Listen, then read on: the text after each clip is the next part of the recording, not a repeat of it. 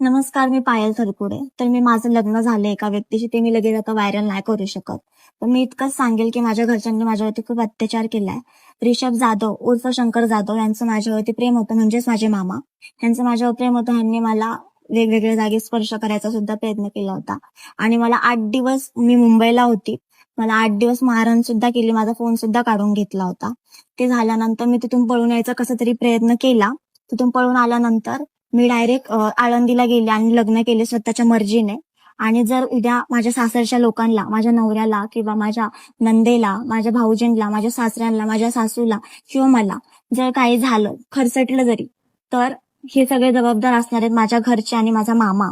तर मी इतकंच सांगेल. आणि माझ्या मामाचं एवढं म्हणणं होतं, माझ्या मामाचं माझ्यावर प्रेम होतं म्हणून, की तू जर लग्न केलं उद्या तर मी ते कसं मोडायचं ते मी बघेल, हे त्याचं म्हणणं होतं. कारण की त्याचं माझ्यावर प्रेम होतं. तर मी इतकं सांगेल, जर उद्या काही झालं माझ्या सासरच्या लोकांना किंवा मला, त्याला कारणीभूत माझ्या घरचे असणार आहेत. आणि माझ्या इज्जतीलाही थोडं पण काही टच झालं नाही पाहिजे, म्हणून मी हा व्हिडिओ काढतेय. नमस्कार, मी पायल थरकुडे. तर आता सध्या एक न्यूज व्हायरल झाली आहे. स्वप्नील लांडे यांच्याबद्दल एक न्यूज व्हायरल झाली, त्याच्याबद्दल मी तुम्हाला बोलतेय. प्रतीक्षा थरकुडे तिची मी सख्खी बहीण आहे, म्हणून मी ह्याच्याबद्दल बोलतेय. तर माझे मामा रिषभ जाधव म्हणजे शंकर जाधव यांनी सगळे खोटे आरोप लावलेत माझ्या स्वप्नील दादा यांच्यावरती. तर हे सगळे जेवढे प्रूफ आहे, तर तुम्ही हे सगळी रेकॉर्डिंग ऐका. माझी बहीण जे बोलते ना की माझ्यावरती असा हात टाकला, तर हे सगळी तुम्ही रेकॉर्डिंग ऐका पहिली तिची. मला एक सांग, इकडे आमच्या घरी ये, तुला कोणी वाईट हात लावला होता का? नाही, कोणीच नाही लावला, कोणीच नाही. मग तक्रार का अशी केली? मी तक्रार अशी केली नाही. मला त्यांनी विचारलं तू कुठे गेलती आज, म्हटलं मानलेल्या भावाच्या इथं होते. तर म्हणले तू त्या स्वप्नील करूनच्या इथे कधी गेलती का, म्हटलं हो कार्यक्रमला गेले होते म्हटलं. आणि त्याच्या दुसऱ्या दिवशी म्हटलं की मामाने ऑर्डर करून दिली. तुझी शपथ आई काळूबाई शपथ, मी ते असं काही बोलले नाहीये, काहीही. ट्रस्ट मी, म्हणजे तुला विश्वास ठेवायचा असेल तर तेवढा, तू नाही ठेवला तरी चालत. नंतर हे सगळं झाल्यानंतर मला माझ्या मामाने एक धमकी दिली होती. त्या धमकीमुळे मी एवढे दिवस शांत होते की माझ्या घरच्यांना काहीतरी होईल. हॅलो,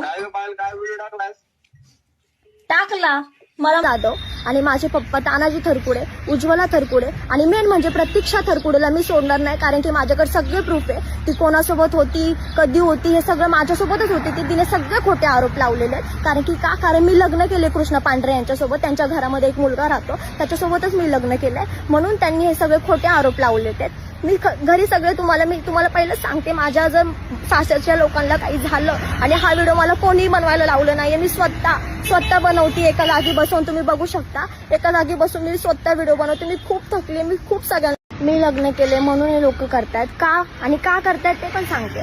कारण की मी वेगळ्या कास्टच्या पोरासोबत लग्न केले, म्हणून हे माझे मामा रिषभ जाधव हे सगळं करतोय. ठीक आहे, मी 8 जुलैला लग्न केलं.